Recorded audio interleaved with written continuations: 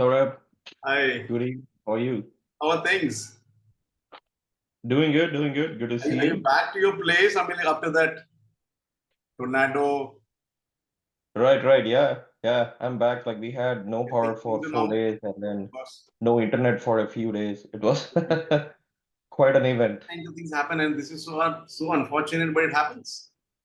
Yeah, You that's can right. find Mother Nature. So we Correct. very excited, Arjun today. It's definitely it's early morning for you, Sunday early morning, right? Right. Not really early, but let's say Sunday morning. So we Hmm. have people pouring in, and we almost about to start. So let me just check all the permissions for you. I'm just allowing you to share. You can actually share your screen. Okay, cool.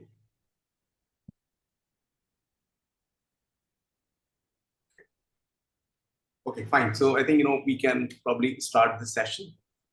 So and Okay. let people pour in, and that's fine. So hi everyone. Welcome again to the fourth edition of Edorer's Masterclass in Data Science and Business Analyst series. This we have today Arjun Srinivasan. He was supposed to join us last week, but unfortunately something happened in the US and we couldn't find that. Of course, so he was not able to make it. But today we are really honored, and it's a great privilege for everyone, including Edorer and all the participants, to have him in person. He's a very senior person when it comes to data science. I mean, like if I were a student and if I had to find a mentor, probably I would have looked up to Arjun. I mean, like because he is the kind of person who has such a tremendous amount of diverse experience across data science, across different companies, be it Amazon, whatnot, and all of that. So I will have a formal introduction about him, and I'll do that quickly after this. Okay, but before that, I'm sure a lot of you already know what's the format of this masterclass. We always have a 60 to 90-minute session. It will also have a presentation from the speaker. Once that is done, we'll have a Q&A, and in the Q&A, you can ask questions. You can also ask questions during the presentation, but you have to type them and save it to the chat. So, or you can also ask in the Q&A. So you can keep asking questions, and when we begin the Q&A officially on the masterclass, we will make sure that we pick each and every question. If you also want to ask a question in person, you can raise your hand and we'll be happy to bring you to the spotlight. You can share your audio if you want, you can share your video, and we'll be happy to have a live conversation with you. Okay, so before we move and before we hand over the floor to Arjun, let me quickly make a quick intro about him. Here is our speaker. Arjun is a distinguished AI and data science leader with over 18 years of experience across various industries, including energy, retail, and manufacturing. And this is the benefit. I was talking about the benefit. In fact, Arjun is also a mentor for our upcoming boot camps. And you can understand and we were talking about yesterday when it was Nandiza's session and Ritvik's session also, that the entire curriculum or the roadmap that we're approaching is so case study focused. And these are the people who, because they have the kind of experience in different domains and verticals, it's so easy and convenient for the entire team to come up with a curriculum which is so hands-on. Okay, so currently as the director of data science, he is at WESCO, USA. Arjun spearheads the development and implementation of advanced data science practices, enhancing enterprise applications and customer engagement. He's also worked at Amazon, Nexon Mobile, always in the data science role. He has set benchmarks and data AI-driven business strategies and high-performance computing. He's also one of the noted speaker in AI data science, and you can find him as one of the top voices on LinkedIn as well. He is a recognized voice of the data and AI community. I was talking about it. Arjun has earned accolades just such as the AI 100 Distinguished Leader Award for 2024 and his LinkedIn top voice in AI and data science for his contributions. His strong engineering background with robotics and machine learning specialization, coupled with an Ivy League MBA positions him uniquely to drive enterprise-wide technology strategy with a keen focus on driving business value. Arjun is also an active member of several Data Plus AI leadership councils and engages extensively with C-level executives to shape AI-centric strategies that foster sustainable and ethical technology use. His commitment to AI education, of course, he's a great proponent of AI as well, and which is why we have also, incorporated um, great amount of modules on AI as well, because you can't ignore AI. So it's great that you're learning data science, business analyst from somebody who's also a champion of AI.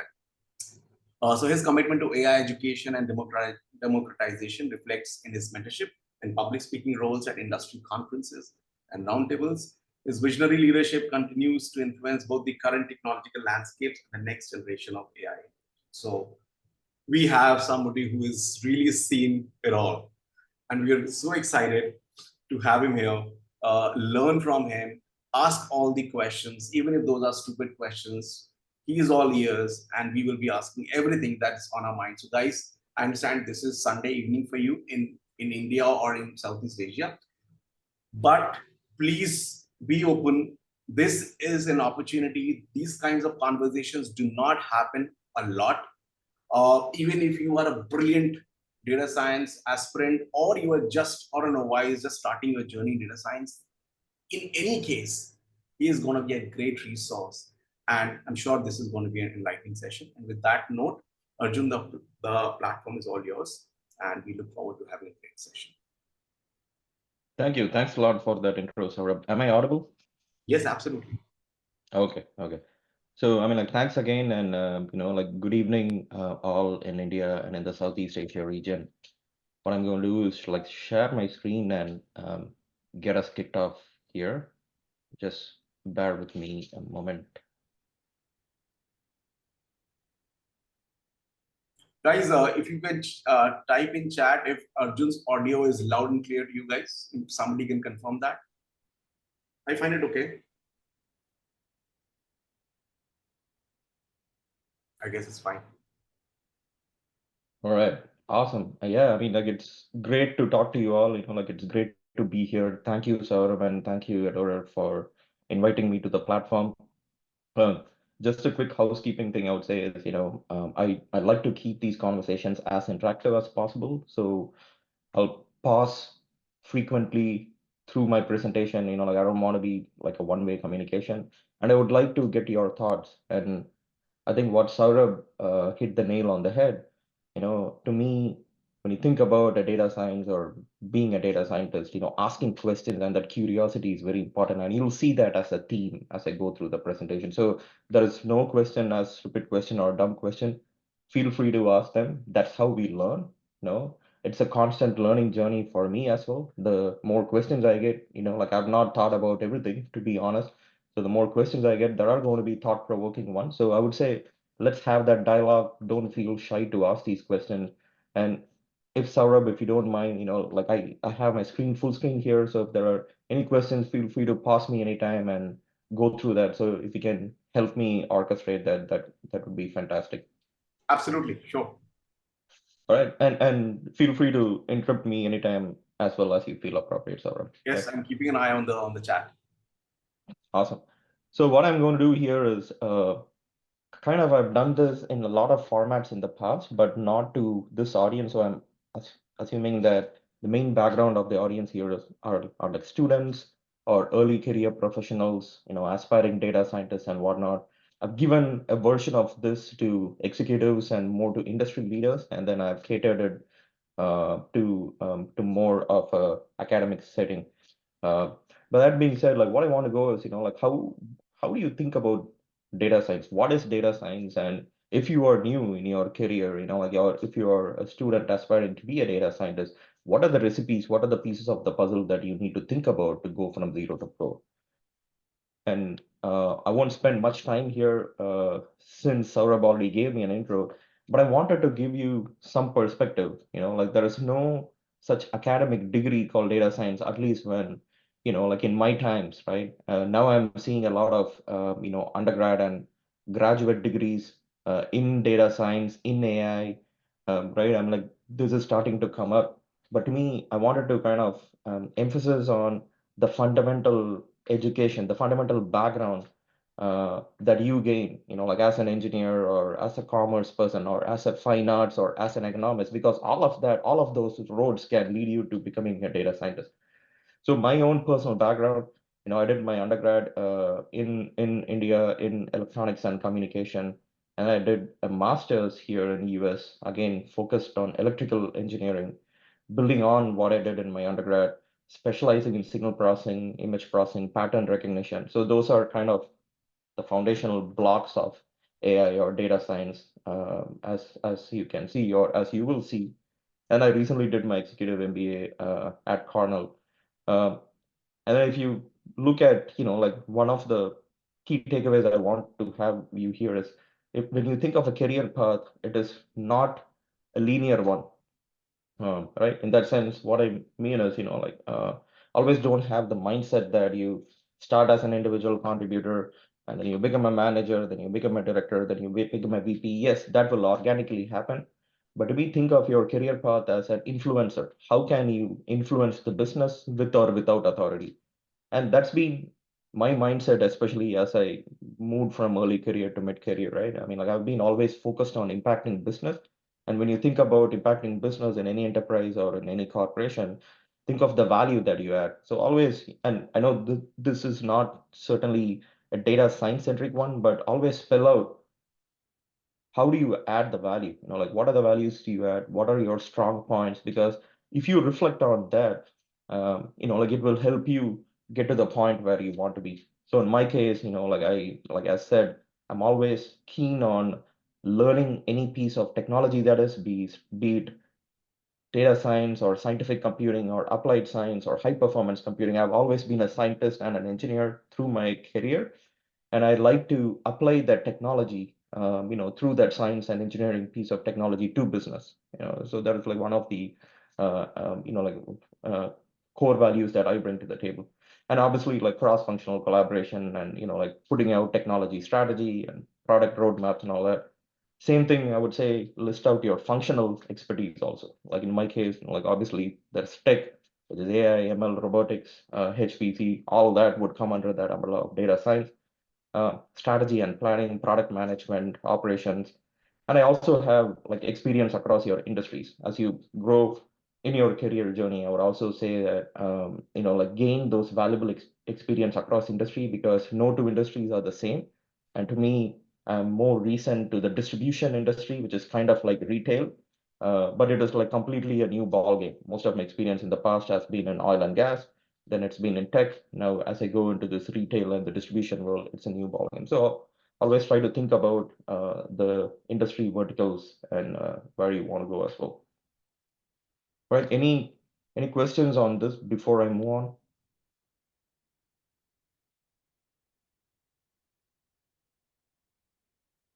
All right, so I'll keep Yes, going very then. good. So the way I have structured my talk today is, like I said, I'll start with what is data science. Again, there are multiple definitions out there. I'll give you my perspective, and then kind of start with what are the foundational blocks of data science. Then we'll kind of go through, like if you are early, if you are an aspirant, if you are a data scientist aspirant, what are the essential skills that you can use for yourself to build as a data science professional? And then for me, like the key part, like the one that I always enjoy is, how do you think about applying data science to business and creating value? Because without that, it's just a science experiment, right? Um, and then we'll go through some of the case studies. That's how I've talked about in the past. To me, these case studies are really important, right? And if, like having that real world example is really useful for you to constantly think about how can you apply data science, like to say, like as I said earlier, to add value and increase ROI. And then in the end, I'll talk through some of the emerging trends that I'm seeing out there. And this could be like emerging trends in AI, like emerging trends, as a data scientist, how is that landscape changing? Or like how is that landscape evolving? So I'll keep going here if there are no questions, but I want to pause and ask the audience, like either in chat or, like you can unmute yourself. When you think of data science, what is data science to you? So feel free to chime in with some thoughts. Um, I'll wait for a few seconds here to get some responses.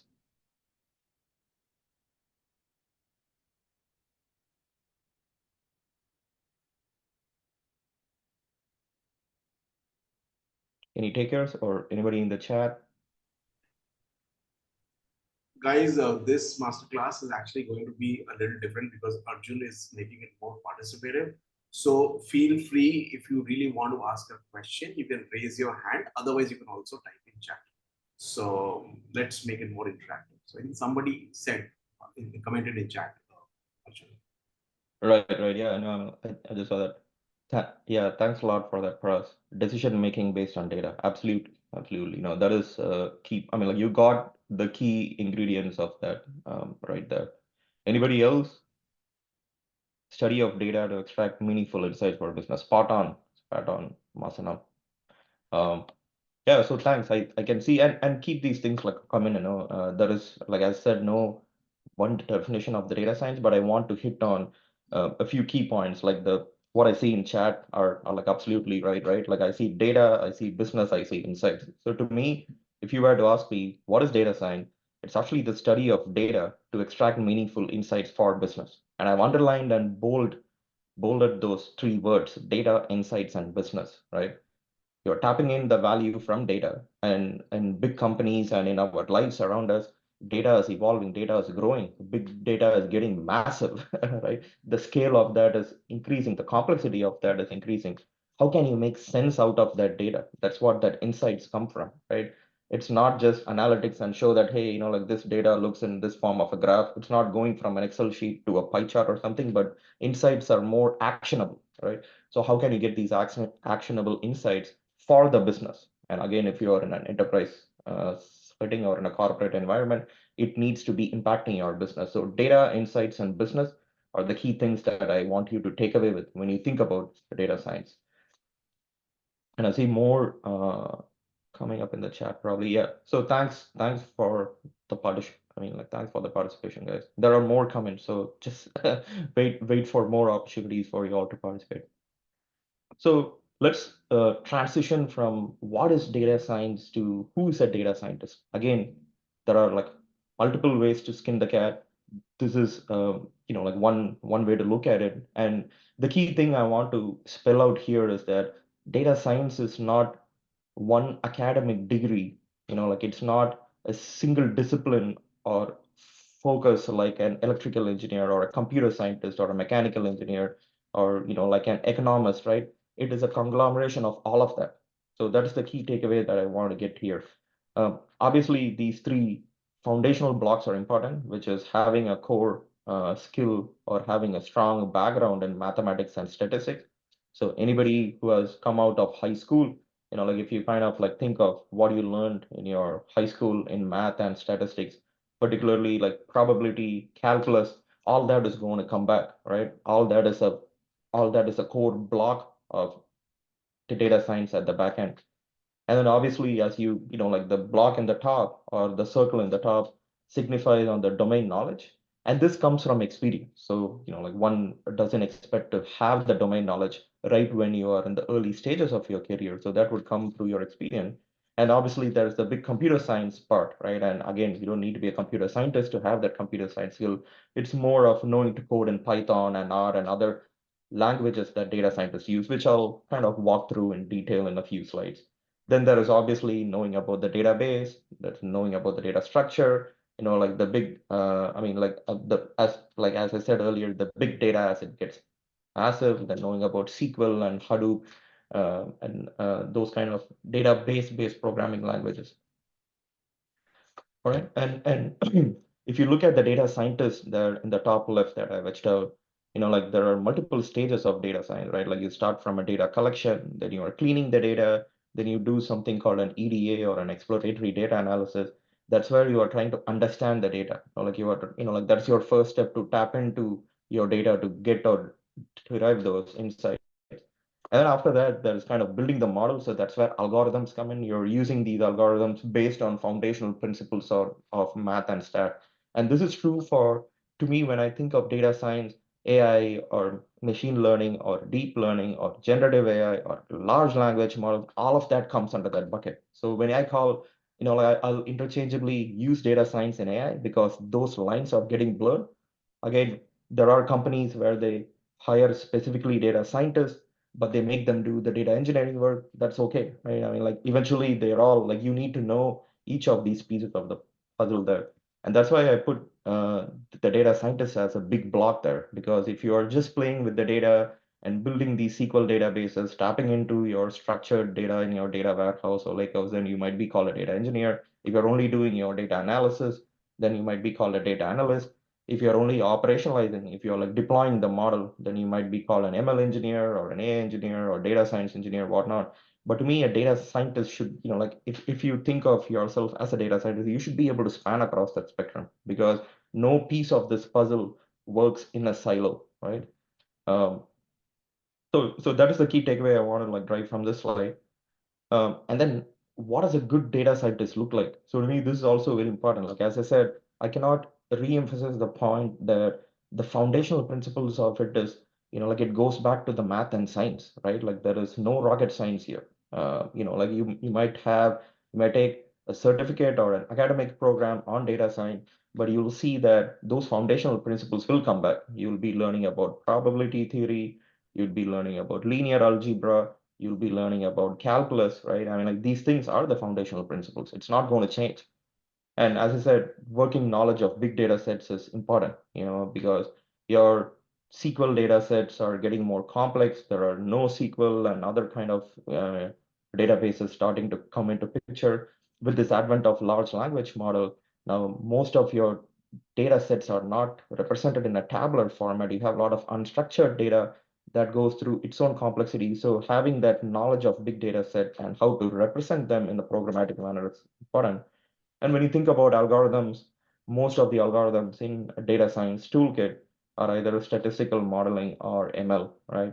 So again, I'll walk you through a few of this if you have not seen this in the past.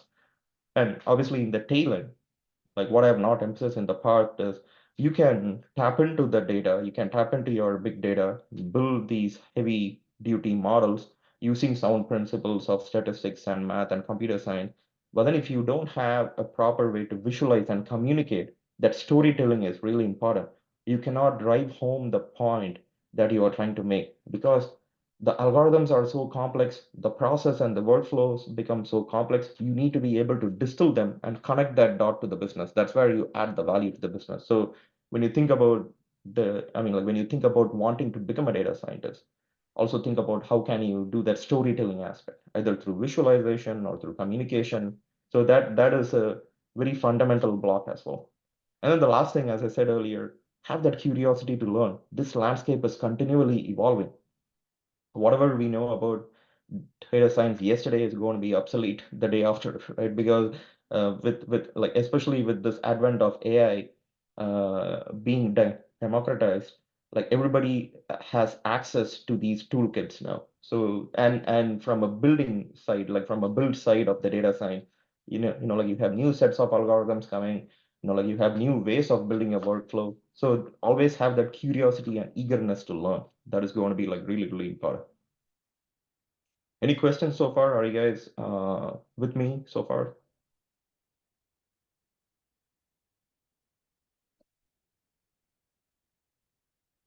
All right.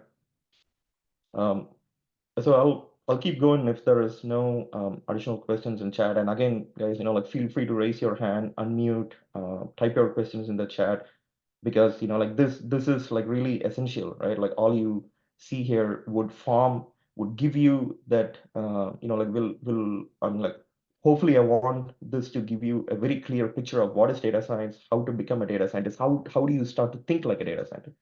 So again, what I want to go in this slide is, like I've already emphasized, so I won't spend too much time, but these are the foundational building blocks of data science. It is not a rocket science, as I said.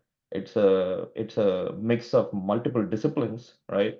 If you did undergrad in science, like a BSc kind of degree, yes, yeah, you can become a data scientist. If you are a statistician or a mathematician, yes, you can become a data scientist. If you're an engineer, yes, you can become a data scientist. If you're an economist, yes, you can become a data scientist. There is no certain path. Everybody can become a data scientist. The thing is that to know what are these building blocks that make up that data science, and how do you take advantage of the tools out there so as to impact the business, right? So if you go around this, like I've already touched based a lot of these things, but things like uncertainty, like how do you think of a problem more like probabilistic rather than in ones and zeros. How do you do analytics? I mean, like operations research. A lot of people who are doing industrial engineering, like for instance, you would have, like gone through like operations research, and any data science problem at the back end, it's an optimization problem. So operations research is a key aspect of it. So everything that you see here and more is a part of your data science toolkit. So you can think of this as all roads lead to Rome, kind of that scenario. And like how do you fill your gaps in the areas where you don't have expertise on? That is going to be essential when you think of becoming a data scientist. uh, just pause here. I see a question: how to be data scientist as pro level, just like you. So I would say it comes from experience. To me, there is no secret sauce or a perfect recipe for that. The more you practice, the more you are intentional about it, the more you contribute. And again, I'll go through a few pieces or a few places to contribute there, right? I mean, like I actively spend a lot of time outside of my career, like outside of my 8 to 5 job, to learn new stuff, to build and contribute to the community through GitHub and whatnot, right? So always think about this as a continuous learning process, and then try to upskill yourself constantly. That's the only way I mean, like that is the best way to becoming a pro. And like I look up to a lot of people as well, right? Like I think I'm not yet there. Like, there is still a lot to learn, but thanks for asking me that question. I mean, like I said, there is no shortcut to not. I mean, like the experiential learning is an integral aspect, and continuous learning is an integral aspect to become a pro. I see another question here from Chetan. Is it important to learn data structure and algorithm? How much is it necessary? Because I'm not a computer science background. Yes, I mean, like absolutely, it is. If you ask me, is it important to learn? Yes, absolutely. I'm not a computer science engineer as well. I learned about algorithms and data structure after I started my job. So to me, like if you think about I mean, that I can break that question into smaller chunks, right? You can learn about it, and that doesn't mean that you need to be an expert, right? You need to be good enough to know how to tap into, like what are these algorithms, for instance, right? Like how do you tap into the right kind of algorithms for the problem that you have in your hand? You need to know for the data that you have in your hand to build a certain business use case, what kind of data structure that you need to build. So you need to know just to kind of build it. You don't need to know from a deep rooted conceptual standpoint, right? I mean, like obviously you have that interest, you can like continue to learn that. But then at least knowing what is the right algorithm and what are the right data structures to pull for your business use case or for your problem at hand is important. All right. So yeah, I mean, like great questions. Keep them coming. I'll take a pause like every 2 or 3 slides, and I'll look at the chat window here and try to respond as much as possible. Uh, this slide is something which I thought I'll have to, like I wanted to spend enough time to kind of like walk you all through this. So a lot of people ask me, because I actually, like even in the US, I spend a lot of time talking to like high school kids, college kids. I mentor them, and like in this world, like right now, if you like look at any website out there, and like if you kind of go to Google and ask what is the hottest job out there, like at least in the last couple of years it has been a data scientist. And that is not going away, right? Because it is so hot in the market, everybody is talking about AI. A lot of people want to become a data scientist, and that is fantastic because we have a lot of opportunities for a data scientist, and a lot of challenges from the business. Those are only increasing both in volume and in complexity. So if you ask me what are the steps to become a data scientist, as I said earlier, ask the right question, have that curiosity, right? I mean, like that is your foundational block, because learning by asking is the best way. whether you are in an academic setting or whether you are in a professional setting or whether you are in a master class setting like this, doesn't matter. Ask the right questions. And like, I mean, when I say ask the right question, like, don't think about, hey, is my question right or not? That's not the intent, right? Ask the question which is pertinent to the topic there. So that's what I mean by saying ask the right question. And like as we said earlier, no question is a dumb question. So ask questions. That's the only way to learn.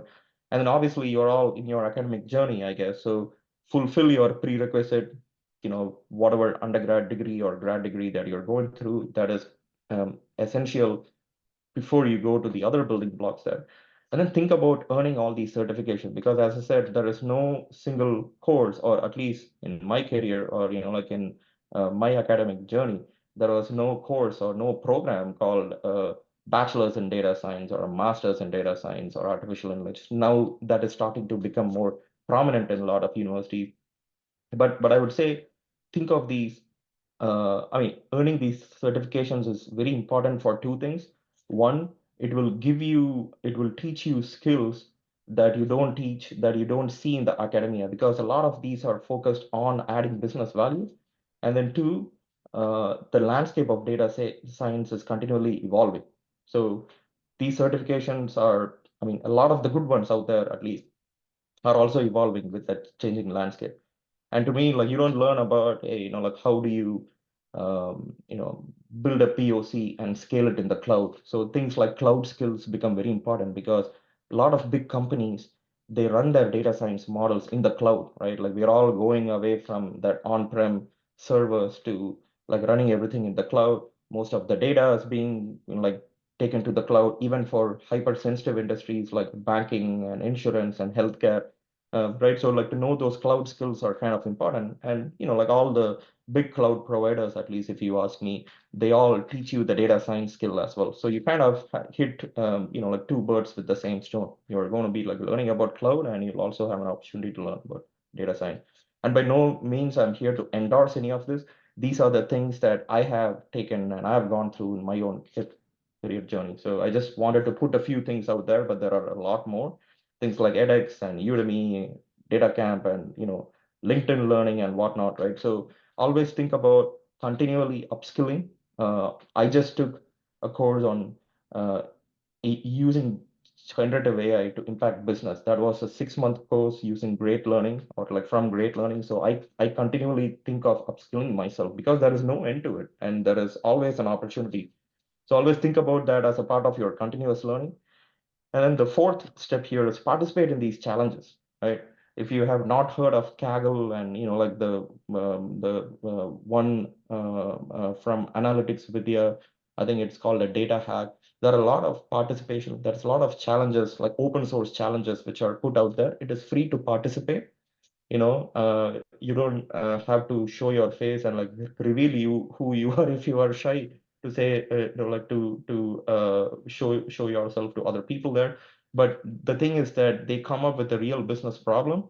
They come up with all the data, which is a sample data or a test data, and then you can use your own laptop to kind of build the model and then check in to these challenges and see where you are, and also learn from other participants through these challenges. So think about Kaggle like challenges and how you can actively participate in them through your journey, not just in the get-go, like not just when you start your journey of being a data scientist, but throughout your journey. And then the fifth one is like really important. As you become a data scientist and as you build yourself out there, now like there was a question asking like, how do you becoming a pro? To me, a lot of emphasis, especially us coming out of COVID, is that I put on building these connections, building your network, because that's your brand, and you have these networks like LinkedIn, you have like Meetup, like go to Meetup and look for any local event. There are a lot of ML meetups, there are a lot of data science meetup, there is a lot of AI meetup. Take advantage of that, because again, they are free. And then obviously GitHub, right? Like that is the big elephant in the room. You can build your connections in big GitHub, you can build your brand in GitHub. Anytime you participate in any of these challenges, like how I put in the other step, in the earlier step, check in your code into GitHub, slowly build your portfolio in GitHub, right? So that's a very good way to also participate and network with other like-minded professionals like yourself. So once you programmatically go through these first 5 steps, then cracking the interview becomes straightforward there, right? Like you don't need to think about, hey, like how do I crack that interview? Because you would have already done or you would have already gone through these initial 5 steps. So I want to take a pause here. Let me see if there are any questions. I do see there are quite some questions here, so appreciate that. From Brinda, is there any particular pathway or somewhat like timetable for learning data science? If you are learning all these things, you'll be good in data science. That's a good question. There is no, there are specific roadmaps that companies like Udemy and others have built. If you ask me, build a roadmap for yourself. That it's not a one size fits all, and that depends on where you are in your journey, I would say. I see a hand up, Chetan. Yeah, we just allowed a couple But of people to that. Yes. yeah, no, I mean, absolutely, Hello, absolutely. sir. I'm audible, sir. Yes, yep, I can hear you, Chetan. Go ahead. Thank you, sir. Sir, actually, I'm doing masters in electronic waste and sustainability engineering. So along with that, I'm preparing for data science also. So how can I use this my core MTech master's skills in this data science? So how can I use this? That, yeah, no, that's a good point. So I would say if you're doing I mean, you said you're doing electronics and sustainability, is that right? Yes, sir. Electronic waste and sustainability engineering. Electronic waste and sustainability. Yeah, so that's a very interesting topic. So to me, I would think of that as a vertical, right? Electronic waste and sustainability. Say if you have a lot of data and you want to do some regression modeling or like something using that data to say, hey, like where is the waste coming from, or how would this impact be on the economy and whatnot, right? So you can think of your own area, and like data science can be applied to any field. So I would say think of doing a project, either a part of your academic learning or as a part of it yourself. And through the project, you can learn as long as you have access to data for the domain or that area of interest that you are working on. Like that's a great way to learn. Does that help? Thank you, sir. That's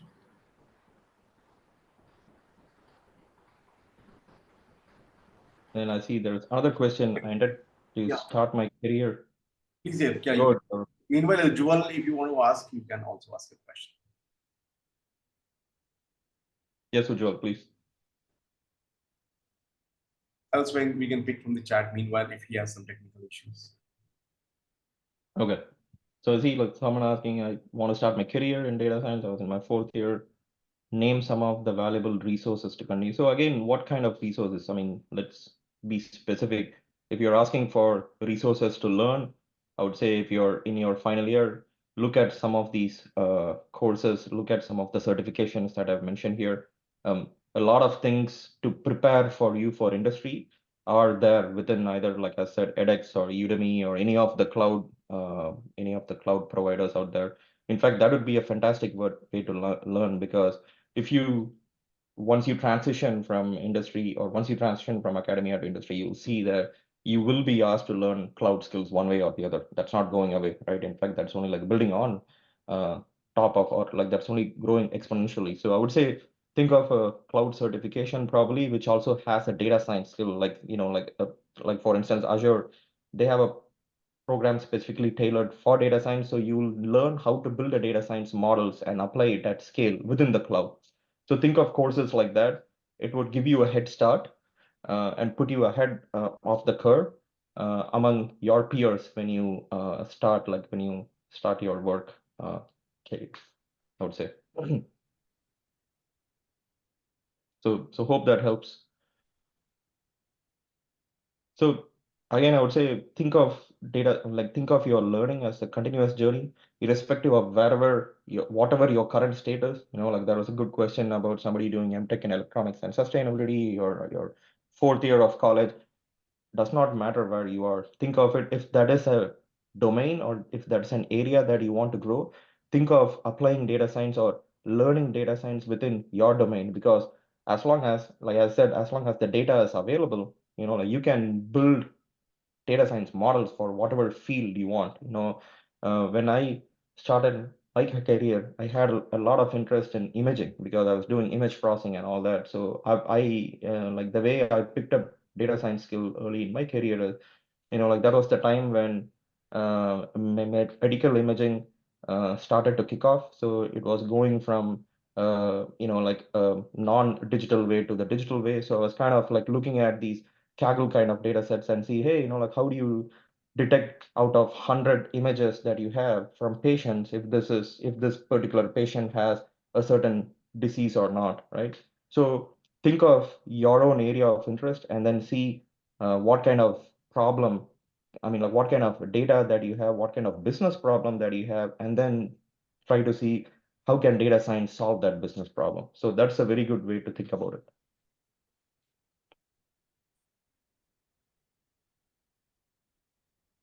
All right, so I'll keep moving if there are no further questions. And again, great questions, keep them coming. Um, So until now, like we kind of looked at what is data science, how do you become a data scientist, what are the steps. I'm kind of slightly going to shift gears here, and I'll also increase my pace because from here on, it is more of how do you apply data science. So we are kind of getting into the applied data science realm.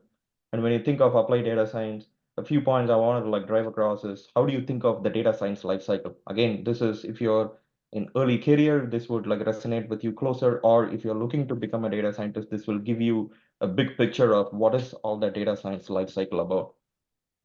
And like this is this kind of a flywheel structure is there all over the internet. So like depending on how you see or depending on what source you tap into, you'll get some version, some slightly different flavor of the same thing. But the thing is that, like I said, any data science problem start from a business understanding, right? And asking those relevant questions and trying to get those business requirement, knowing what those objectives are, what problem are you solving is very important. Right? And like that's where you start from, because otherwise you are kind of throwing things in the dark in the dark. You don't know, like where it sticks. You're just like trying to stick things to the wall without knowing like where you are going for or like what you are shooting for. And then like from 2 to 4 are more of the data engineering centric skills. How do you mine the data? How do you build these databases? How do you clean the data? How do you build these workflows? There are workflows like ETL or extract, transform, and load, because you're going from a raw data to a usable state of data. So you're kind of cleaning the data, and then you are exploring the data. And while you are exploring the data, that's where you form these hypotheses, right? Like you make your assumptions, you form the hypothesis. And as you transition from 4 to 5, you're going from the data realm to the model realm. And by that, what I mean is, and I'll walk you through some of the commonly used data science models as well. But there is this thing called feature engineering. And again, as the name might sound too complex, but it is just that, like knowing that, like having, after understanding the data and knowing that there is a suite of models to be used, how do you fit those pieces of the puzzle together? And by that, what I mean is what features, either the transformed features or the raw features, like how do they kind of go into, like how do you start to think about fitting them into a model, be it a data science model, it could be a statistical model, it could be an AI model, whatever, right? So that's where, that's the first step. You start integrating data into the model, and then you are actually building the model itself. So that's what step number 6 is. And then the last step, as I said, I cannot emphasize enough on that. The data visualization or the storytelling aspect is like really important, because like I said, you can do, like you can make sense out of your data, you can clean the data, you can get those salient features, build the model, greatest model on the earth. But that is still, until that point, it's still a science experiment. It is still, so what? Like you need to be able to translate that to adding value to the business. So that is the last step. um, any thoughts or questions on this?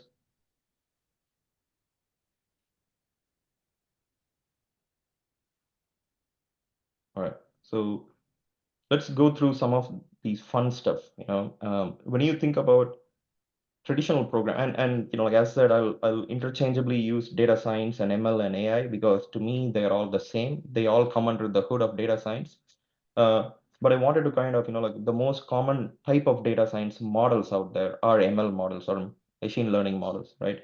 And how do you think of it? And this is kind of a paradigm shift in the thought process itself, because when you think of the traditional programming, like as you see the graph on the left there, you have your data, you have a computer or a software, and then you have certain rules. These are like business rules, or like these are kind of yeah, rules governed by the business or the domain, and then you are coming up with an output, right, using that data and the rules.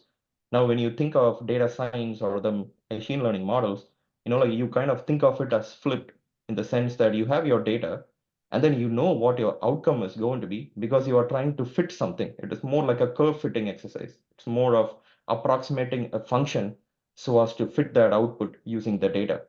So the output of the data science is actually these rules, right? And then you are applying these rules to unseen data. So that's what, like commonly when you hear of the term predictive modeling or predictive analytics, it is nothing but where you train a model to understand these patterns in the data. And these patterns in the data are, learned based on the model that you use to fit that. And then the next phase is actually the same model is used to predict the outcome of new data.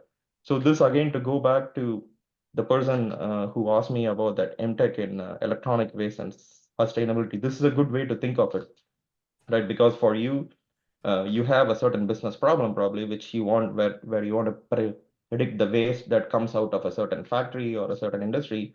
For that, you might have historical data to start with, right? So you have your historical data and you know what is your output, and the output could be predicting the waste.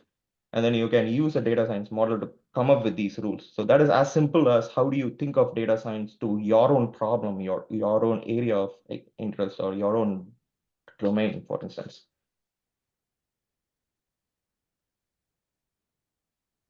Okay, so I'll pause here. I see a few questions. Again, I'd like to make sure that I answer as much as possible. See, from Dr. Fahim, interested in development of biomedical data science model for disease and drug design. Okay, that's interesting. It's my research interest. Could you provide complete and comprehensive step-by-step protocols to me after the session? Yes, sure. Yeah. So feel free to reach me on LinkedIn. I have my LinkedIn profile here in my last slide, so I will pause there. Yes, I would be glad to walk you or guide you through that, Dr. Fahim. Thanks for that question. So this can get it's a really busy slide, and the key takeaway I want to do is like I want to put a flavor out there in terms of like you learned about data science, how to become a data scientist, and I introduced to this concept of machine learning or ML. And here I wanted to show some building blocks of ML, because if you are aspiring to becoming a data scientist, this will be your foundational block, irrespective of however that landscape will change in the future, right? And the two key things that I want to drive is, like I want to take a use case here, and I want to walk you all through that use case, because there is more than one way to solve the same problem, right? So the use case here is that, again, I won't go through each of the concepts of it. I will like leave it up there for you to ingest, chew on, and then ask me any question. But think of it from a use case perspective. Say that you are trying to predict uh, the weight of a person from their height, right? It could be as simple of a problem that like, or you are trying to say from the weight and height, can I predict they are an adult or a kid, right? So you can think of the actual problem itself. You can ask it, and like you can ask a lot of questions for that same problem. And this problem could be you are a simple doctor's practitioner office, you want to keep a tab on it, or like you want to say, hey, in the future, if this person comes in this height, then I want to categorize them as an adult or a kid, just because you want to give them that certain insurance, or you want to give them that certain discount for being a kid and whatnot, right? So it could be as simple of a use case like that. And then the same problem, you can think of solving it in multiple approaches. So the first thing that I'm going to talk about here is, and again, a key building block of ML is, this thing called a classification. So the question you would ask in that case is, how can I assign a person as either a child or an adult, as I talked about, based on their height and weight? And this classification problem, what it does is it takes all the data point, it puts them on a simple two-dimensional plot like this, right? Like it's height versus weight. And then you could think of drawing a very uh, a simple straight line where you say, hey, like any point above this, it's going to be an adult, and any point below this, it's going to be a kid. That's what I'm going to classify as. Again, this is what a human would do, right? If you have these like data points out there. And as I shared in the previous slide, if you are building a model, then the model would learn from this pattern, and then it'll draw that line for you, right? And then for any future data points, the model is going to put based on the line that it drew as that classification problem. It's going to classify as either a kid or an adult. So that's how you think of very simple classification like problem, and there are algorithms to do that. But always try to translate it as how would a human do? How would you think about that particular problem? And then how do you translate it to a data science problem? Same thing with the regression.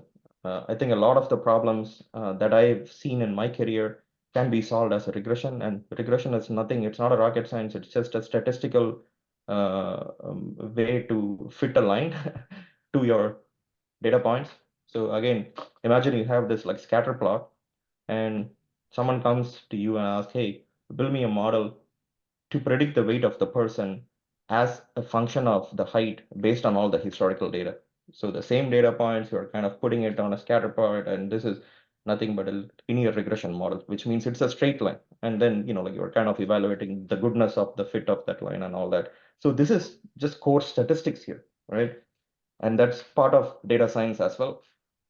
And then the third way to think about a problem is say, same as the classification task, you are asked to identify clusters of adults and kids or children based on their height and weight without any prior labeling. Now, mind you, in the first part of the classification, you had labeled them as adults and kids.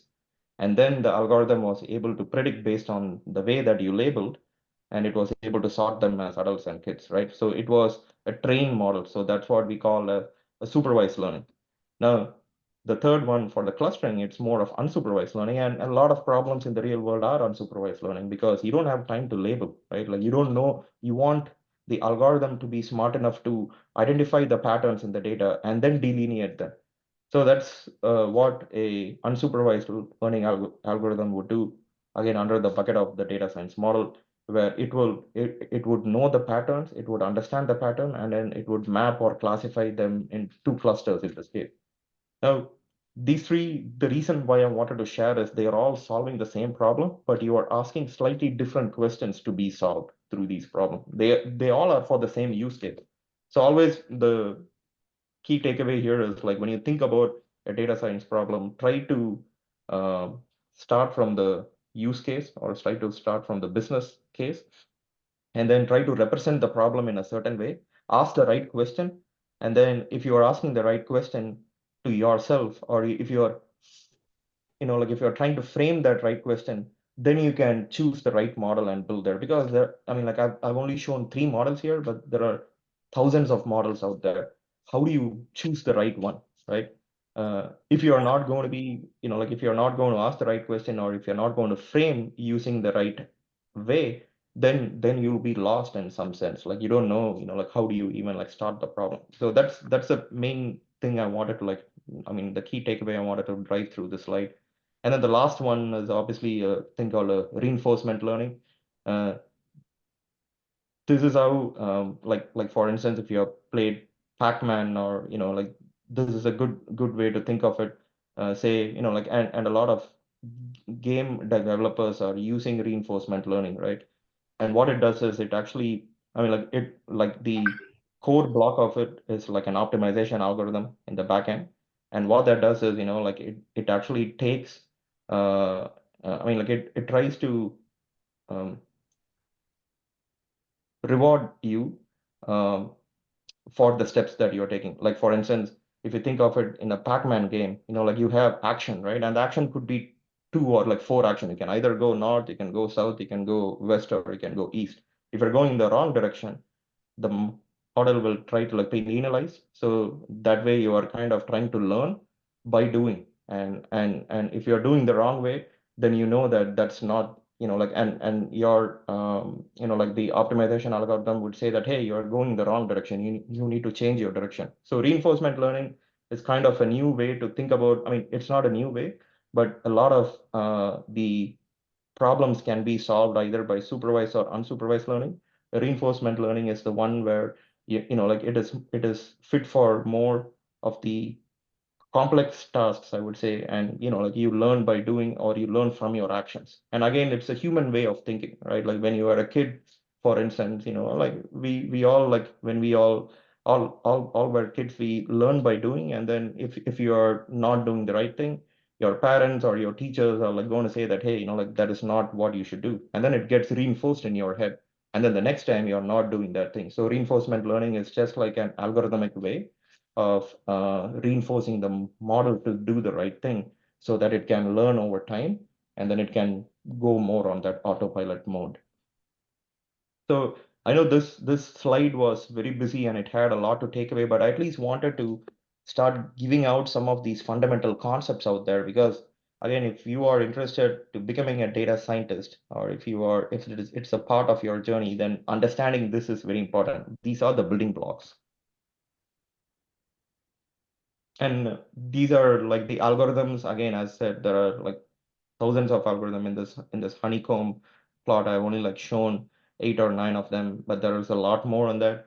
I won't spend a lot of time on this, but again, like to me, that should be part of your learning journey. Like start with those building blocks that I showed in the earlier slide, and then increase your algorithmic complexity as needed, right?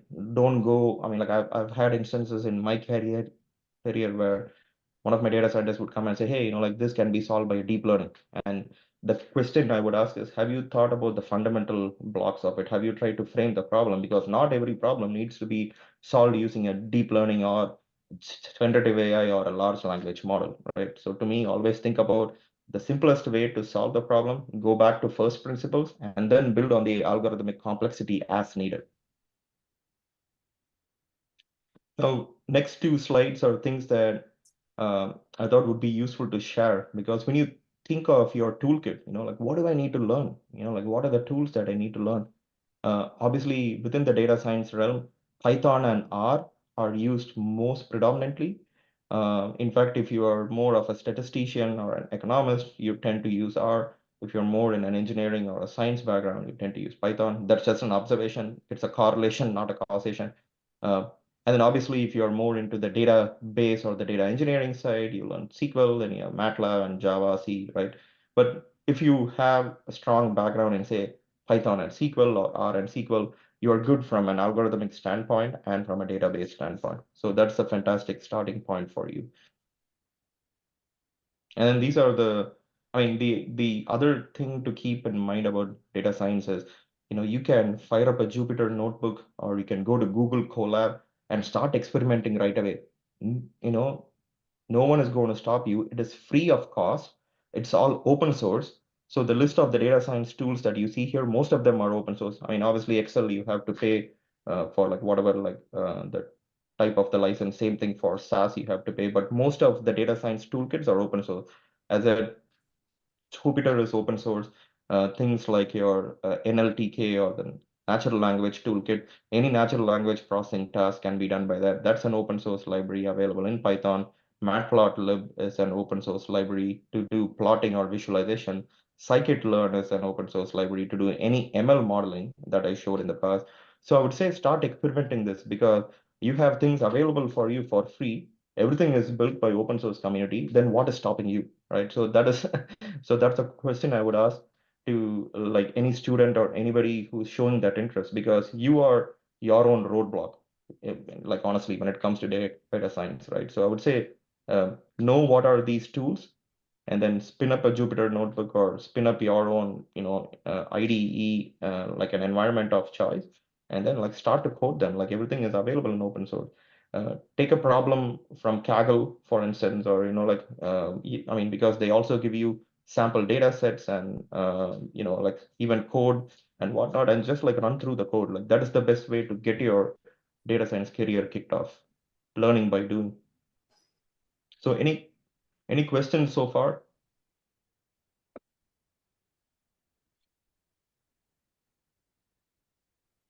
How are we going doing on time, Saurabh? Are we good? Yes, absolutely. We're good. It's going pretty well. So I think you're already taking questions. We'll wrap up the Q&A faster. Okay, cool. So this is more of a slide that I was actually talking to interns at Genpact recently, and these interns are making that career shift from academia to industry. So I would say this audience here is in the same bucket or in the same boat as well. To me, expectation versus reality, right? A lot of people ask, so like, what do I do when as a data scientist when you start your career? And I would say that it doesn't change, right? If you are in your academy, I mean, and the expectation on the left is that, hey, like you're always going to be in front of the computer. You probably don't need to use your books. You're probably not writing code, or you're just like looking at it. The reality is that you're going to be like, you're going to be writing and debugging a lot of lines of code, right? That thing is not going away. And then books are going to be your good friends. I actually have tons of books here, like be it on transformer models or be it on deep learning or be it on statistical modeling. Books are going to be your friends. That's not going to go away. And those, it is just to reiterate that those foundational building blocks are always here to stay. And for you to know where to go to or what to refer to is really important. So that's the key thing I wanted like drive away on or take away on this slide. And then obviously, this is also an evolving landscape because data science 3 years back or 2 years back, we didn't have large language models or we didn't have Chat GPT back then, right? And now, since Chat GPT has come there, obviously a lot of the data scientists who work with me and who I interact with are also building those large language models as a part of their data science role. So the role kit or the suite of the data science roles are expanding. And to me, it is also important for you to know where do you fit? What is your strength? What do you want to become? If you want to do more of engineering, if you want to do more of like building data science models at scale, then something like ML engineer is a good path for you.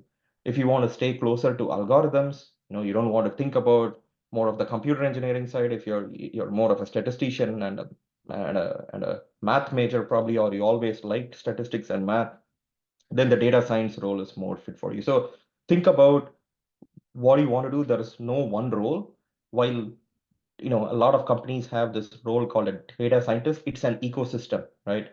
I have, in fact, a lot of these roles are in my team, right? I have an analytics advisor, and this advisor is like nothing but they interact with the business, understand the business problem, bring the requirement in. They have deep rooted knowledge of the data. They know how to mine and exploit and get those insights out of the data. So you can be more of an analytics advisor. You can be a data engineer who builds these pipelines in the front end so that your data science models can use. And as that, you can be that algorithm person who builds these models, who doesn't have to care about anything else.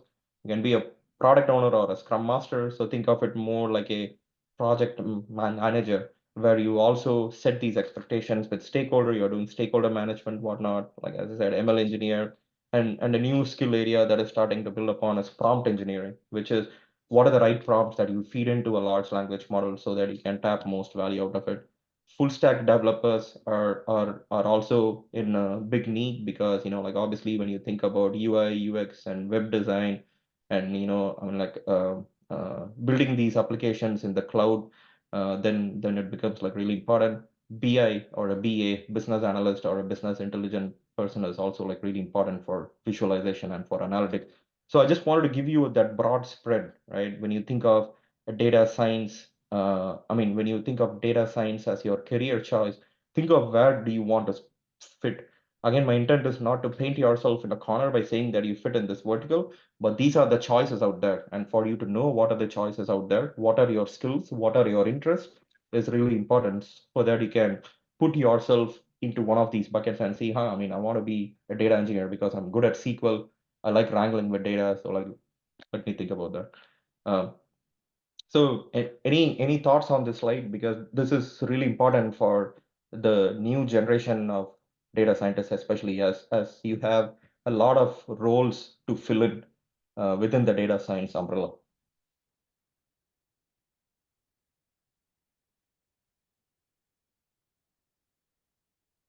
All right, assuming y'all are okay, and again, feel free to ask these questions in our Q&A, or like please feel free to enter them in the chat. Now, what I want to do is I wanted to shift gears again and give you all my own experience. So I have like 2 or 3 case studies here, and these case studies are projects, data science related projects from my own experience.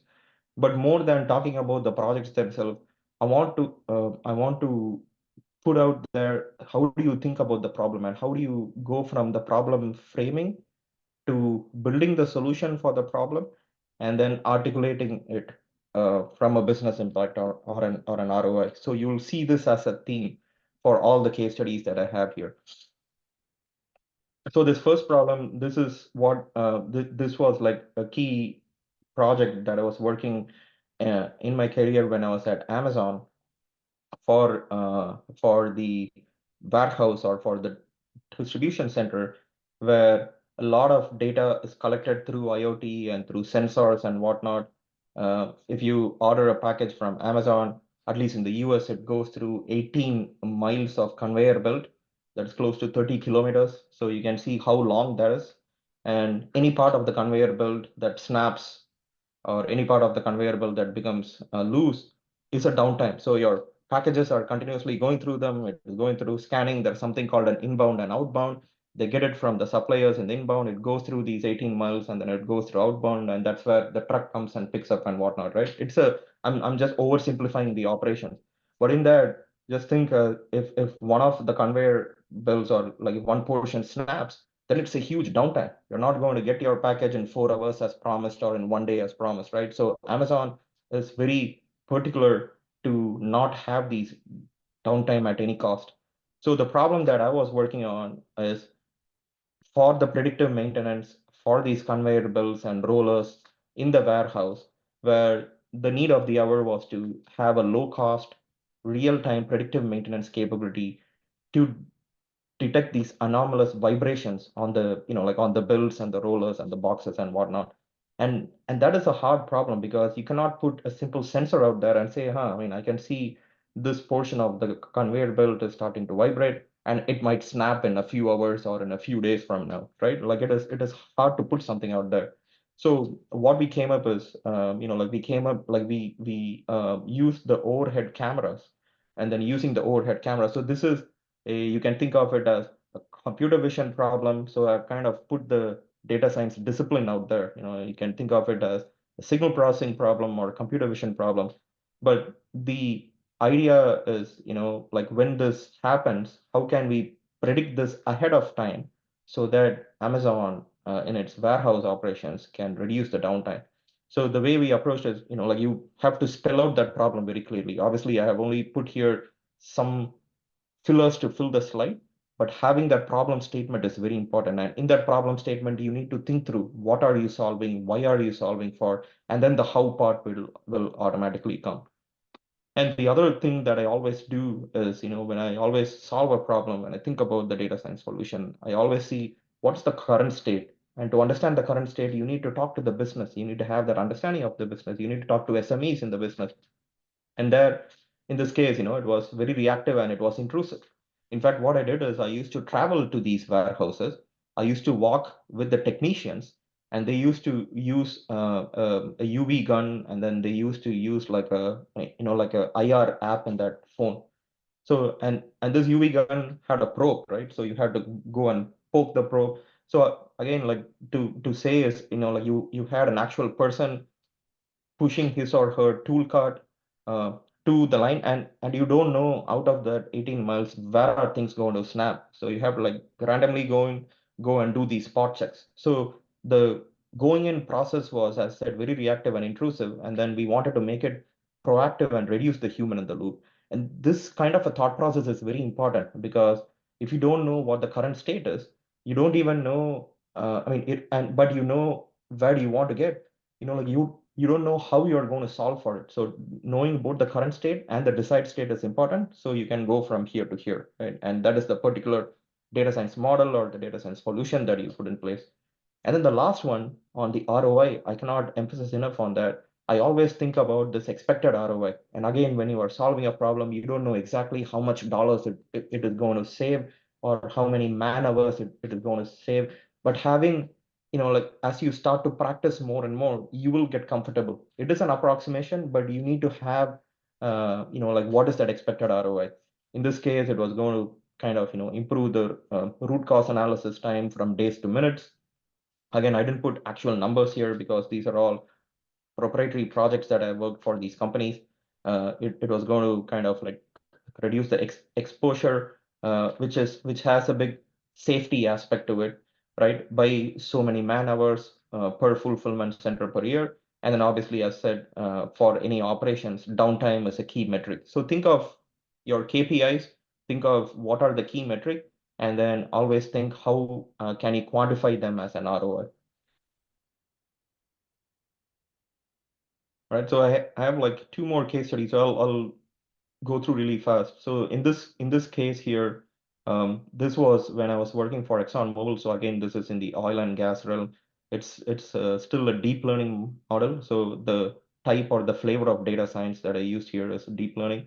And in this case, like we had to identify. So just imagine you had 3D images, right? Imagine you had a sequence of images, and then in the sequence of images, you had to identify certain patterns. You had to identify, like where is salt, and I mean, like these images that you see here is kind of the image. It is a scan of our Earth, so it's a scan of the subsurface, and within the subsurface, you need to identify certain geologic features. And again, when you think of the problem statement here, the statement was that these were very manual, and then it used to take a long time to identify, because for oil companies or for companies like Exxon, these are all prospects where they want to go and drill, right? So understanding what is salt versus what is the sediment versus what are other features in the subsurface is really important, because otherwise you don't know where to drill that.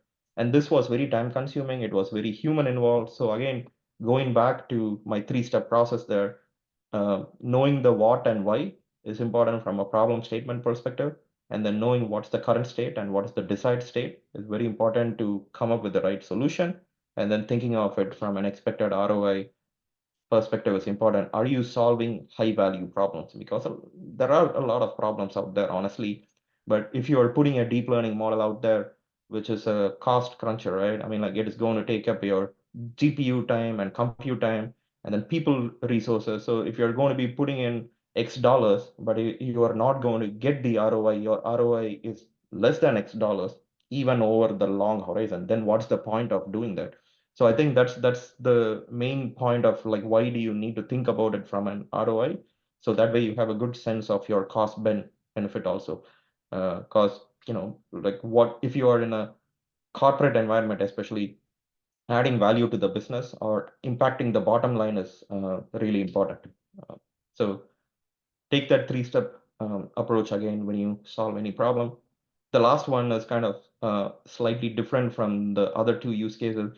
This was also going back to my Amazon days, but this is for a route optimization. So if any of you all in the call, if you are optimization experts, or if you have studied operations research, or if you are studied industrial engineering, you would have heard of a problem called a traveling salesman, right? And this is a real problem that companies like Amazon uses to solve, where here in the right side in the cartoon or in the graph, what you see here is a lot of big cities in the US. So New York, Chicago, Dallas, Atlanta, and then to go from one city to other city, there are more than one route to take, right? And that's how your trucking route or your shipping route actually happens. To go from Atlanta to LA, for instance, it goes through Dallas, or it can go through other cities also.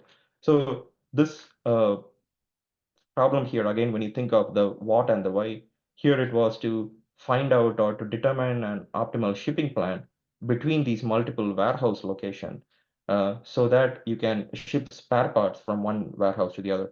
And in a place like Amazon or Walmart or any of these big retail giants, they have a lot of warehouses spread across the country, across any country or across any region.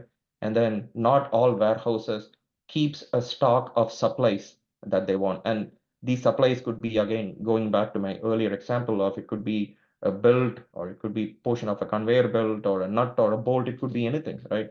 So that your operations can continue going within the warehouse. So what they do is they use this traveling salesman kind of a problem, an approach to solve this problem of route optimization, to send the spare part from one warehouse which is kind of overstocking, to other warehouse where there is a need. So again, here, the what and why, like once you start to kind of understand what are you solving it, why are you solving it, framing that problem statement is important.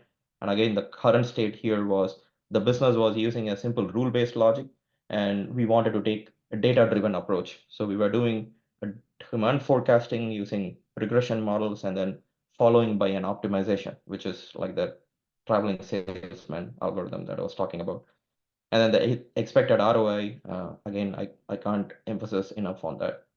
So I'll take another pause here. Like, I know this was a lot, this might have been a lot to chew on, but I just wanted to kind of walk you through three of my own case studies that I've faced through my career. And then how do you think of a problem? All these are complex problem. All these have a complex data science model running in the background, but that's all not important, right? Like, what is more important? I mean, like, that is important, but what is more important is framing the problem the right way, knowing what is your current state and where do you want to go, so that you can bring in the right solution, and then always thinking of it from an ROI perspective, especially if you are in a business or a corporate setting.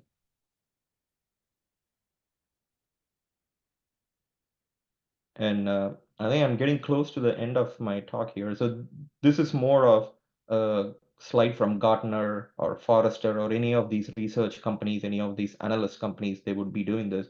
But I just wanted to like put it out there that data science in the past, or any uh, statistical modeling, or if you think of analytics in the past, what companies were doing 4 or 5 years back, it was always like ad hoc report. Like any company, any big company or small company, it lives on tons of reports. Like you have reports for this, you have dashboards for that and whatnot. So it was always insights, right? Like the hindsight to insight, that transition is what a lot of companies were focusing on back then. Now, in the recent past, in the last 4 or 5 years, what I'm seeing is a lot of the companies are going from what happened and why it happened to what will happen. So those were the examples of the case studies that I said, be it in that warehouse where you want to predict where that portion of that conveyor belt is going to snap, so that you can go and fix it ahead of time. And then how can we make it happen, right? I mean, like and by that, what I mean is, like if you want a certain thing to be, or if you want a certain outcome to be happening, what are the right feedstocks that go, like how can you make that happen so that it is a favorable outcome for you? So how can you drive that outcome to happen? And then the last one here, the last block is what I call action. And under that, it's more of a preemptive modeling. What more can you do? So this is where you run, like especially in the world of generative AI now, you can create so-called synthetic data set. You can run simulations to come up with range of scenarios or range of outcome. So that's what I mean more by a preemptive modeling, where there is also an actionable outcome at the end of that play. All right, so this, always think about which portion of this analytics journey that you are, and then using the right data and building the right model to solve that business problem is important. And these are some of the emerging trends. Again, you can find this in the internet. I'm not going to harp over this, but AI and ML and this Gen AI is the new flavor of the month. In the future, a few years from now, like big companies like IBM are already putting in a lot of research. And when I was at Amazon and AWS, they were also putting in a lot of research on quantum computing. That is about to come. Watch out for that. A lot of these large language models are solving a particular task. So I would see a trend on more like an all-purpose model. And we are running everything on the cloud in the future. I would say that a lot of these problems have to be solved like locally. So you can think of federated learning, and then low code, no code platforms are there everywhere, right? And this is a boon for data scientists, and like for more people or more aspirants to become a data scientist, because the access to this to a lot of people is there. Because when you think about data science, it has always been a coding heavy task, right? But not anymore. Now, most of the Python libraries that I shared earlier, they're all open source already. Like those people have already solved the math for you. You are already thinking about how do you apply it for your problem. And with these low code, no code tools, it'll make it even more easier. And as I said, I walked through the reinforcement learning. It is starting to, I mean, I'm starting to see it used more commonly these days, where you have that state reward model, or the reward action model, and then the agent, or like whatever. And by that agent, I mean it's an automated agent, which is an algorithm at the back end, would be continuously learning and then reinforcing through the reward and penalty and whatnot. So these are the emerging trend. Again, there's a Gartner slide, so I'll skip that. You can find this all over the internet, but we are kind of like riding that hype cycle, especially for AI, and Gen AI is at the top of it, right? So the whole world is talking about Chat GPT. Obviously, all the businesses want to take advantage of the models, like the large language models, and advantage of the virtual assistants like Chat GPT for their businesses.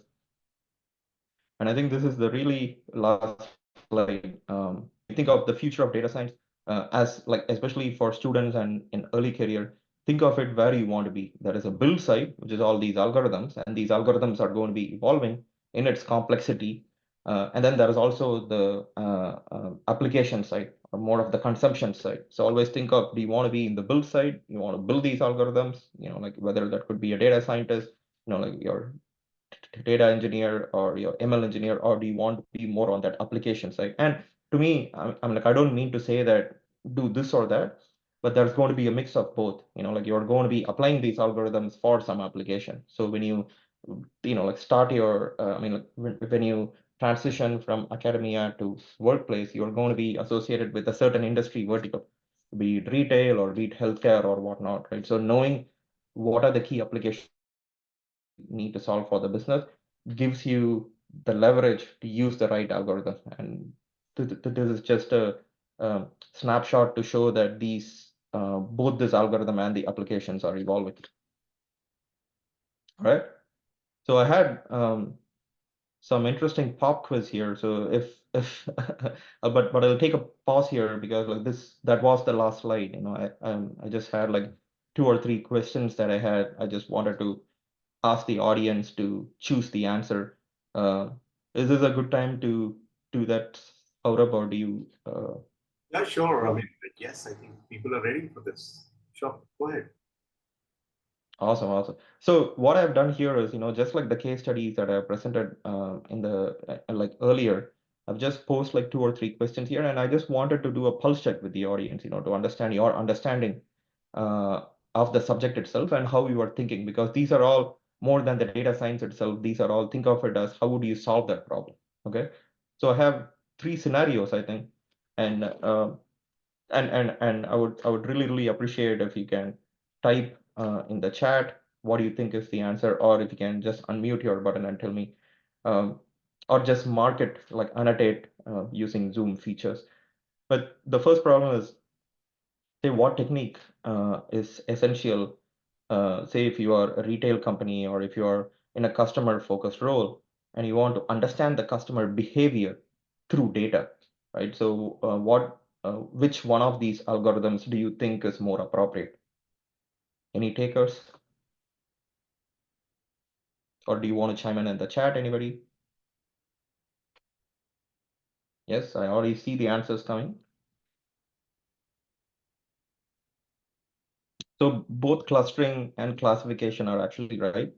I have checked the box of clustering here because it's more like that example that I showed earlier, right? And it's just assuming that I don't have the label data available. If you had the label data available, then it could be classification. So both those answers are right, and I'm really glad to see the amount of participation coming in.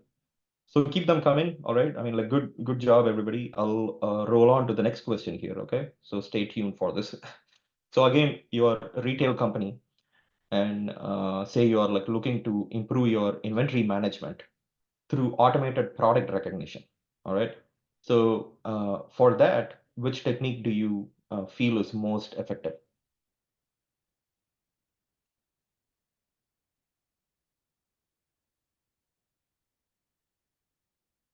Again, we have moved on to this like retail example. If you all want to, I love the amount of participation that you had there. Yeah. See I the mean, answers. guys, you can just type A, B, yeah, exactly. Yeah, Instead of the whole thing. Yeah. I see the answers coming. That's awesome. Multiple decision tree. Okay, I even like that. No, so this again, I I kind of agree. Like there are two answers here. I see B and D. In my case, I mean, like in this case, I didn't give you more specificity around it. So I will give you to the audience both who said B and D. I had checked this as D because this automated product recognition here is, I was, like the assumption behind, again, it is all about like trying to make those assumptions, right? So my assumption is that you have it as an image. So this is that one of those image processing cases to improve your inventory management. But if you don't have the image, if you're just dealing with the data, then yeah, any of the decision tree algorithm would have been fit for purpose as well. So good job again. Like B and D are both again based on the assumption. Your answer can change. But I'm like really glad again to see the participation. So I'll have one more question here. All right. So stay tuned. This is the last one. Is more on impact of the marketing spend on sales. Now this is applicable to any company, right? Because you will have a sales and marketing, and you will have a certain marketing spend allotted to sales. And in this case, it's like if you want to understand the impact of marketing spend on sales across multiple channels, which technique would provide the most insight?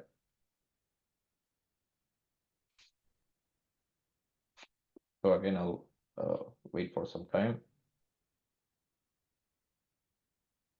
Yeah, and I love it. I love the responses coming, and I love the participation. So I'm seeing C and D. And both are right answers. In this case, I was thinking of a regression model, so I put it. I checked the box as C. And like each of these channels can be one of your features or one of those decision variables in your model itself. And then what you're trying to predict is sales. But ANOVA is also perfectly acceptable answer there. So see, I mean, like I again really thanks, and it is really encouraging to see the participation. And like one thing you would have all learned is there is more than one way to think about solving the same problem, and then the underlying assumptions are really important. Obviously, I gave you only a one-liner, and like if I had given you more information about the problem, then like it could have, or it would have streamlined to one particular approach out of these two plausible answers that he had. But great job, everybody. Like that's the way to think about it, right? Like you in the real world also, you're going to be constantly seeing a lot of these problems, and then understanding the problem, making the assumption, making the hypothesis, knowing what data do you have, uh, would would lead you to choosing that right data science model at the end of the day. Okay, so here's my really last slide, which is my closing thought. Again, just reinforcing everything that I went through.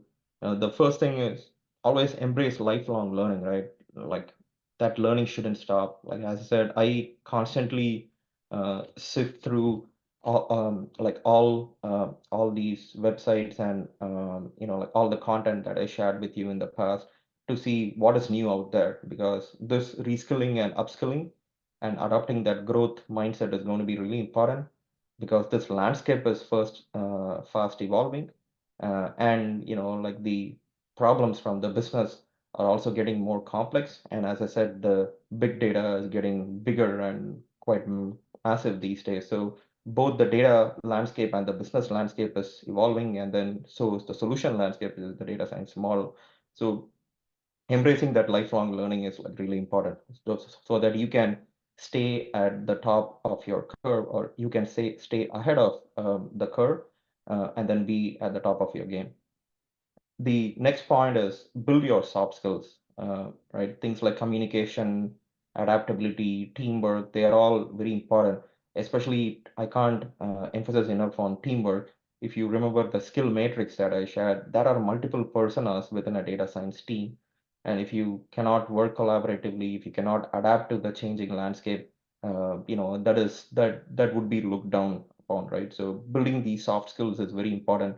Understanding the business context, I cannot emphasize that enough. If you're in healthcare or agriculture or retail, whichever industry, it doesn't really matter. Learn about the domain, learn about those industry verticals that you're interested in. Don't just think that, hey, like I'm an ML engineer or I'm a data scientist, I don't need to know. Don't take that approach. You will, it will come back and fight you if you say that that's not my job. I don't need to understand the business, especially if you are in a corporate setting or in a business setting. Knowing the domain is very important because, as I said, any problem that, at least in my experience, I've solved, I always start with that what and why. And for that, understanding the business is very important. Uh, right. So I can't emphasize enough. And the last one is build a portfolio. And this means like things like, I said, fire up a Jupyter notebook after this call. Just, like copy and paste like an open source from GitHub or whatnot for a simple problem that you can find out there. Build your GitHub portfolio and then try to network and learn from the open source community, because most of these tools are available open source. This community is fantastic because like this open source is propelling a lot of people to come and pitch in more, and it is also helping a lot of people to learn and get up to speed, and use that to build your brand at the end of the day. Right, so with that, I will leave it out there. If you want to use your mobile phones and add me to your LinkedIn, feel free to do that. But that was really my last slide, and I'll um, pass it over to you, Saurabh.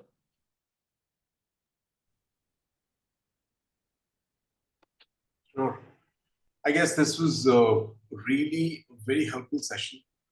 You really took us through such diverse things.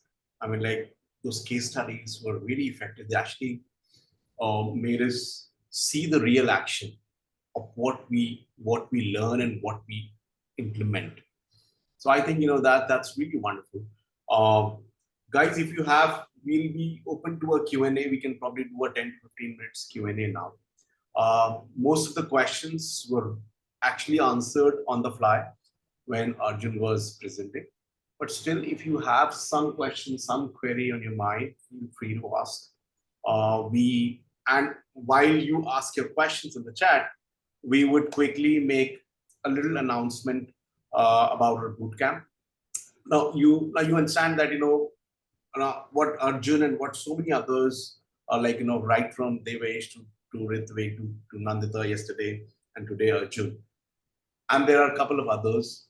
And these are the people who are basically the brain behind the curriculum, behind the implementation of this bootcamp. The whole idea is that even if we have people who are real novices, there are a lot of people who want to make a switch. Like a lot of people keep asking, I'm from mechanical, electronics, electrical, or from management. Should I be doing business analyst, or should I be doing data science, or should I be doing data analytics? In fact, there was a wonderful slide that Arjun shared, and it actually talked about the parameters. And he really put that so beautifully. I mean, like, I think we should probably be using it while we communicate with you guys, that you can actually take up a call based on your affinity and inclination. Like if you are more coding aligned, more mathematics aligned, like somebody who really believes in low coding, more of like business and problem solving bent of mind, you can use data science knowledge in the curriculum and the learning whichever way you want, and accordingly choose the path. And whichever path you choose, you can actually excel, because there are multiple reasons why you would excel in a specific pathway. So sometimes a lot of people ask us questions like, should I be doing this MS, or should I be doing this particular program? I think all those things are irrelevant. What's most important is, which I think even Arjun also emphasized, is that A, you learn the skill, You have really built an expertise, you've built a visible portfolio, and there are multiple ways in which you actually build your portfolio. And then you are really part of a community, uh, mentors, industry people who can actually guide you, at a very early stage in your career. And with that frame of mind, we have rolled out this boot camp. Arjun is also going to be one of the lead trainers and mentors for this program. We start with 8 days abroad, which is going to be one of the multiple cohorts happening in Singapore and Malaysia. 8 days abroad, and then 18 weeks online. So 18 weeks online is Saturday and Sunday, and then 3-hour session every day. And we have 16 modules that we cover.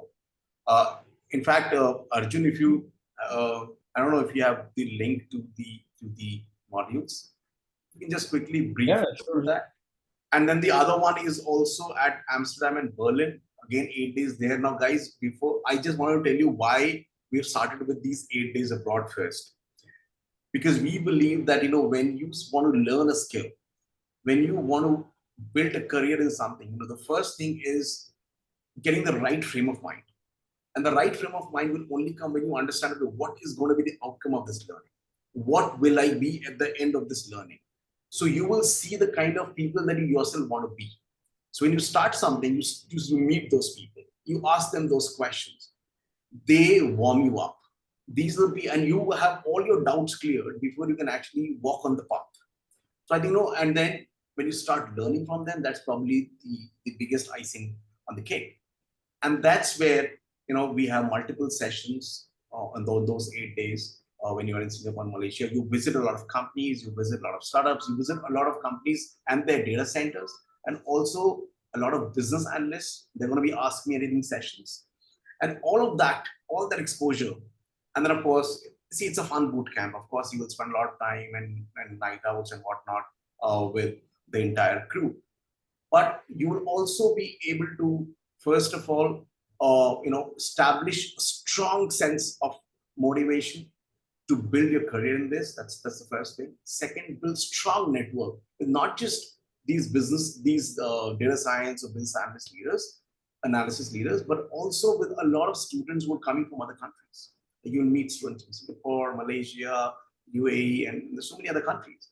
And that's how you build your network. We have also talked about your portfolio, and yesterday also I talked about it. Your portfolio on Kaggle, your portfolio on GitHub, your portfolio on LinkedIn. Like you said, what's the portfolio on LinkedIn? All your posts are your portfolio on LinkedIn. If you can actually post something, like a blog or something, I mean, like all that is so relevant. When you reach out to a company or an individual, even if they don't have a position open for you in internship, they would be happy to consider it, because they would see the kind of knowledge and the kind of conversations that you have around that domain. So all those things are important. We'll talk more about these things. I think, Mahima, you have a question you want to ask in person. I'm just allowing you to talk, and then probably Arjun, you can take us through the curriculum quickly, and then we'll wind up the session in 5 minutes. Mahima, was that a mistake? Okay, so I think she pulled hand back. No worries. I think Arjun, you can take us through the curriculum. So Yeah, sure. that's also like a roadmap. Absolutely, yeah. Like you set the stage fantastically there, Saurabh. Like, let me share one more time. So this is what Saurabh was talking about for the curriculum. I guess you can. These are like 8 days abroad, and then after that, the 8 weeks. Yeah. So I did see a few questions about LLM, and like in fact, the part of this curriculum would be to deep dive on LLM, and like we have some interesting chat GPT like use cases where we plan to deep dive as a part of this session. But to go back to the point that Saurabh made earlier, this 8-day boot camp, it's going to be intensive and fun. There's going to be a lot of the learning. Whatever you saw from me and from others on the data science perspective, we'll double click on that, each of these components. And then we also designed it as a case study base. So that way, at the end of this boot camp, like you will have something to take away with, right? Like you would have gone through real world projects, real world case studies, not just fictitious ones. So that would set you up for success, especially if you are starting your career, because I don't think I've not seen that as an edge for a lot of people who come, because a lot of people who come starting their data science journey, they usually have used some kind of synthetic data or fictitious data through that learning, right? So here we'll be going through real world case studies. So I just can't emphasize that enough. And obviously these Ask Me Anything sessions are going to be extremely valuable because, as Saurabh said earlier, we'll have a diverse set of people come and talk to you all as a part of this boot camp. So I don't know, I'll pause there. Anything you wanted to add, Saurabh? Yeah. I mean, like if you just scroll down, you would also be able to see the curriculum on the sheet, Exactly. the Yeah. 18 weeks curriculum. Of course, I So would you'll just see all, mention a like couple of everybody, things. yeah. So guys, I mean, So like once you apply, yeah, Arjun, you want to have a quick brief on correct. this? Yeah, so we have kind of like thought about this as each of the modules. So this is very intense, right? And like I said, understanding of the business, that is the first thing. Then you are going through all this problem solving, just like the life cycle of the data science that you saw there. We'll start about understanding of the data. So that involves, like how are you going to clean the data, how are you going to pre-process it, because you need to transform that raw data to an ingestible form, starting with Excel for very simple data analysis. We'll go into more of EDA or that exploratory data analysis. You learn about SQL, you learn about SQL specifically for data science, like how can you kind of create those merge and joins in your tables so that it can be used as a feedstock to your data science model. We'll be introing on Python for data science. We'll set that as a part of the module, introduce some of the statistical concepts for it, go through some simple predictive analytics. Right, again, you saw some use cases that I walked through earlier. There's going to be a lot of emphasis on the data visualization and the storytelling, either through Tableau or through Power BI and through other softwares that you have out there. It is really, really essential. So that's why we are spending a lot of emphasis on that. And like part of that is also going to be double clicking into the data science aspect as well.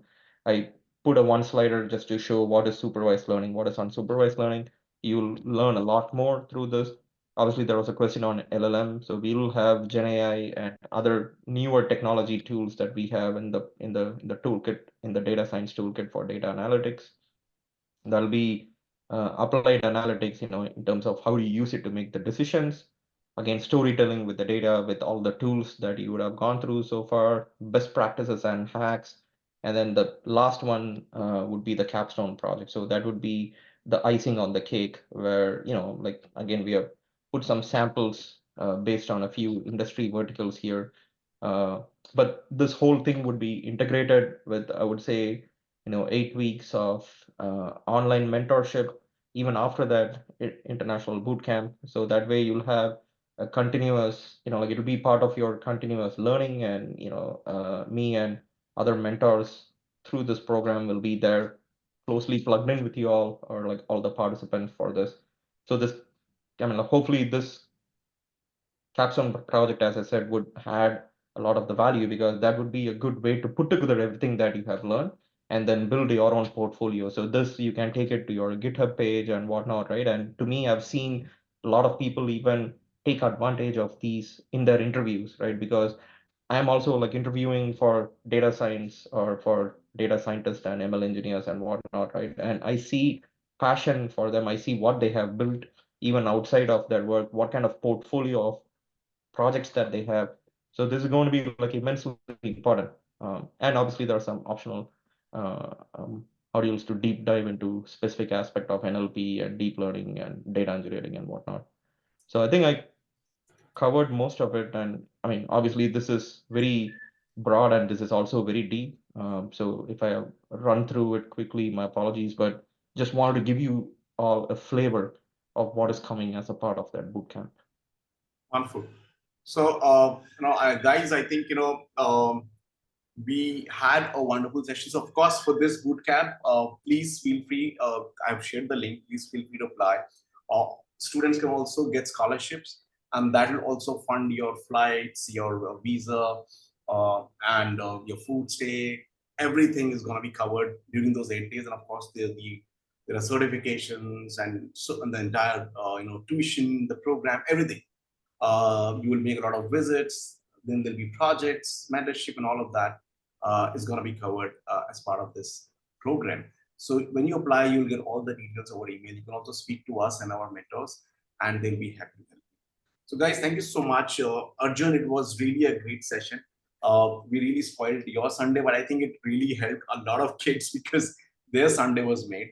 And there's a lot of learning from this. Guys, you can actually see the recording of this session on YouTube. It will be made available. You can subscribe to a YouTube channel to receive all the updates.